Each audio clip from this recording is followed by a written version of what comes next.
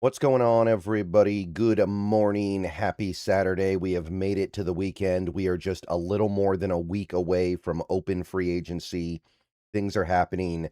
We got day 3 of combine on-field work later on as well. Going to be an interesting day over there. I will talk about that later. But before we get into any of that, before we get into some of the free agency stuff, which I will be discussing later today, I want to talk about something that Dan Viennes of Seahawks Forever tweeted out yesterday that I found very interesting because I didn't know about this and I didn't know how much it affected the Seahawks for this upcoming season. So let's take a look at this tweet and let's ponder the ramifications of it. So shout out to Dan Viennes for knowing this because, like I said, I didn't know about this until he tweeted about it, but I think it helps put this upcoming off season in a completely new light. So let's take a look at what he has to say. All right, guys, before we go any further into the video, I want to take a minute to tell you guys about my friends over at Sleeper. Sleeper is a one-stop shop for all your sports needs. Download the app to your phone. You can celebrate and chat about sports in real time with other users.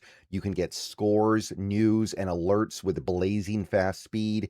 And you can play in daily fantasy leagues and win real money on picks contests. So enjoy sports together. Download Sleeper today, and don't forget to use my promo code SBN for up to $100 match on your first deposit.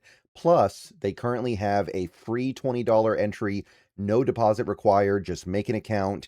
Terms and conditions do apply. See Sleeper's terms of use for details. Currently operational in over 25 states and growing. So check out Sleeper and have fun with sports this year. So Dan Viennes says, a little known aspect of the NFL's cap and spending rules, it's not enough to use the required amount of cap space, but you also must pay out a certain level of cash over a rolling 3-year period. So that's an important distinction here. There's a difference between how much cap space your team is using and how much cash your team is paying out. There are two completely different numbers, and they are calculated in completely different ways. And the reason why this is so interesting is that the Seahawks actually have a very high requirement for what they have to spend in cash this season. In fact, the only team that has more is the Rams. The Seahawks are at 266.7 million approximately. 266.7. Second most in the league. That is almost 90 million more than the average, and the only team ahead of them is the Rams. So that is very interesting, and I feel like it casts this whole offseason in a completely new light. The thing to understand is that cash flow and usage of cap space are totally different, and I'll get into what I mean by that in a second here, but here's the thing. In order to spend this much cash in one season, there is a need to hand out some bigger contracts. You're not going to get to the $266.7 million number by handing out small deals or just letting some of your cheaper rookie deals expire in 2027. It's time to start giving out some checks here if you want to get to this number. And I'm not sure what the punishment is, but the NFL will not be okay if a team that, by the way, just won the Super Bowl is not spending up to the floor. They want every team in the NFL to, at the very least, be spending a minimum amount to prove that on some level they are in it to win it, and they are investing the proper amount of resources into that. And this is part of why, this is part of their process by which they basically force teams to continue to invest in their squads and not just pocket a bunch of money. So this has what I would consider to be, first of all, shout out to the team for winning a Super Bowl despite not spending very much cash. Shout out to the team for finding a way to field good teams over the last 2 years, including 2024 when we won 10 games with a new head coach. Not easy to field a team that competitive when you're not spending a ton of cash necessarily. Like, Look at a team like the just as an example, the Raiders. They are very close to us in terms of the cash they've saved over the last 2 years, but look at how bad they've been. The Jets are another team that's like that. They need to spend almost $241 million this offseason, or this season, excuse me. But look how bad they've been. So they've gotten what they paid for. The Seahawks have gotten way more than what they paid for. So here's the thing. When you give a player a big contract, and when I'm talking about big contracts right now, I'm talking about Devin Witherspoon and Jackson Smith and Jigba. The initial cap hit is not going to be huge, but that initial cash payment to the player can be very large. So when you give those guys their extensions, you're not going to wreck the cap, but you're going to take a big bite out of this cash minimum that you need to meet. When the Seahawks extended Charles Cross, that first year cap hit is relatively manageable on his deal, right?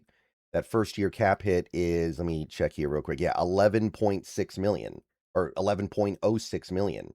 He's very reasonably priced for 2026, but the cash total for 2026 for Charles Cross is 43 million.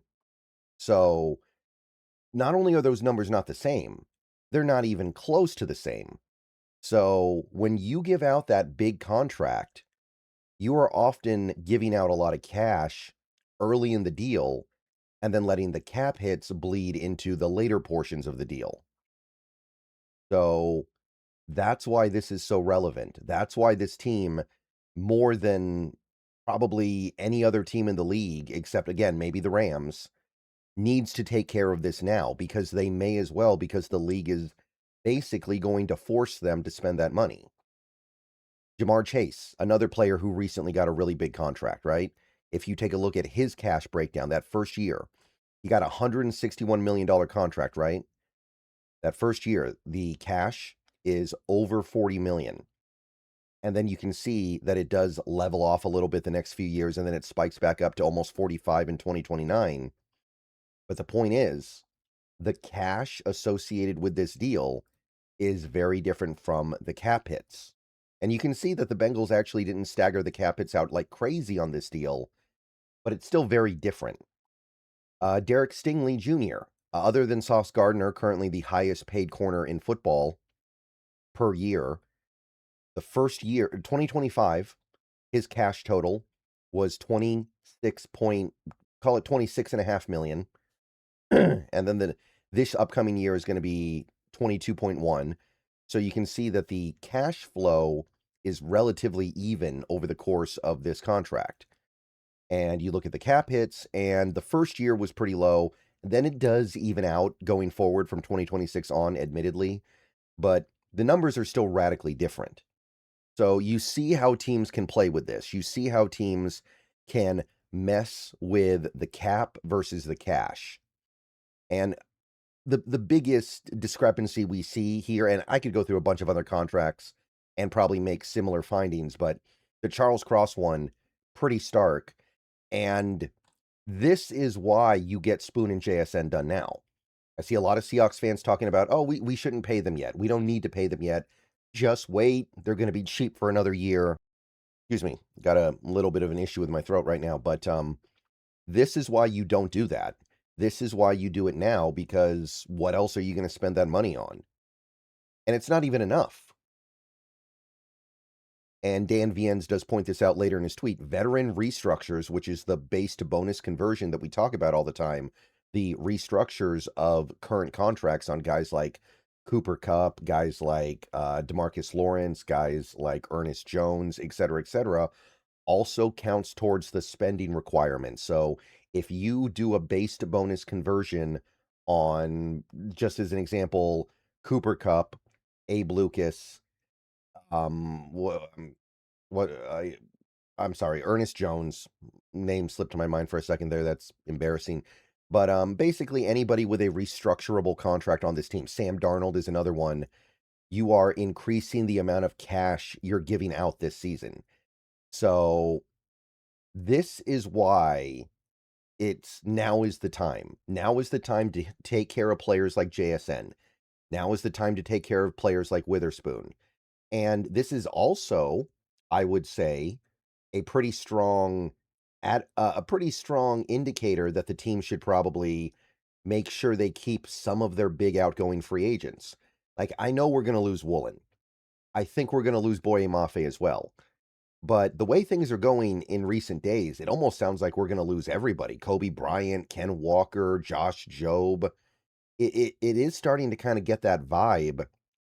You got to spend money on something, man. And there's only so much you can do in open free agency. And look, I'd love to be able to spend a ton of money in open free agency. I'd love to bring in a bunch of edge rushers and bring in a bunch of running backs, but is that realistic? Is that actually going to help you?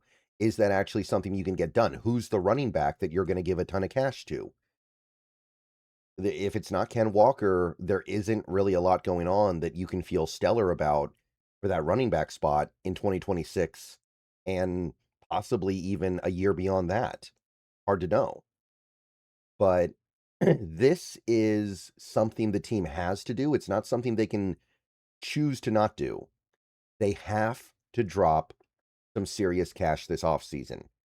And there are many ways to do it, but this is as much as anything else. And there are other reasons too.